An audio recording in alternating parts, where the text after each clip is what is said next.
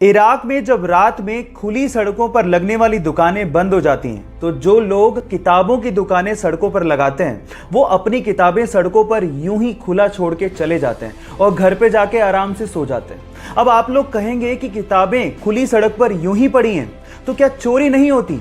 तो मैं आपको बता दूं कि इराक के लोगों का ये मानना है कि the reader does not steel and the thief does not read. मतलब अगर कोई जेंटलमैन होगा तो वो किताबों को कभी भी चोरी नहीं करता। वो ज्यादा से ज्यादा फ्री में किताबों को पढ़ेगा और वहीं पर छोड़ के चला जाएगा। लेकिन चोर वो तो कभी पढ़ता ही नहीं है। ये फैक्ट जान के आपको कैसा लगा? गाइस, जब भी आपको नींद भगानी होती है तो या तो आप चाय पीते हो या कॉफी। लेकिन मेरा सवाल ये है कि क्या आपको ये पता है कि वर्ल्ड की सबसे स्ट्रॉन्गेस्ट कॉफी कौन सी है और उसको पीने के बाद आप कितने दिन तक सो नहीं पाओगे? डोंट वरी, मैं आपको बताता हूँ।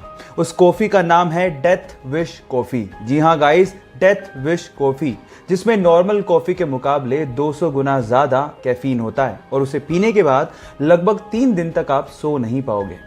और एक्चुअली ये कॉफी उन बच्चों को जरूर काम आ सकती है जो कि पूरे साल तो नहीं पढ़ते लेकिन एग्जाम की रात को उन्हें पढ़ने की आदत होती है, तो शायद उनको बहुत काम आ सकती है। ये इंटरेस्टिंग फैक्ट जान के आपको कैसा लगा? ये बात है 1997 की, जब गूगल ये चाहता था कि उसका सर्च इंजन $2 मिलियन में याहू खरीद ले। डील बुरी नहीं थी लेकिन याहू माना ही नहीं। फिर उसके बाद समय का चक्का घूमा। 2002 में याहू खुद $3 बिलियन का ऑफर लेके गूगल के पास पहुंचा, लेकिन तब तक गूगल अपनी वर्थ समझ चुका था और उसने इस ऑफर को ठुकरा दिया। और आज रिजल्ट सबके सामने है।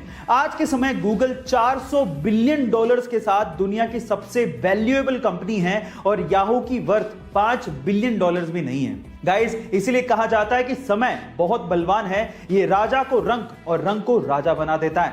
आपको ये फैक्ट जान के कैसा लगा? गाइस, क्या आपको पता है कि आपकी सीधे हाथ की ये जो 5 उंगलियां हैं वो 5 अलग अलग एक्यूप्रेशर पॉइंट्स की तरह काम कर सकती है और आपके माइंड में जो प्रेशर बना हुआ है उसको रिलीज कर सकती है।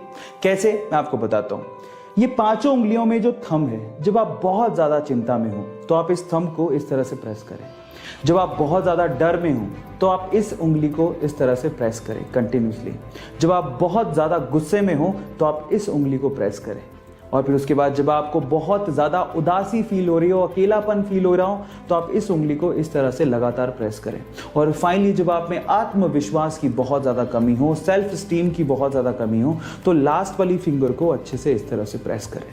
लगातार ऐसे करने से आपकी ये जो 5 प्रॉब्लम्स हैं जिससे मेंटल स्ट्रेस बढ़ता है वो धीरे धीरे धीरे कम होने लगेगा और आपकी मेंटल कैपेबिलिटीज़ इंक्रीज होने लगेंगी।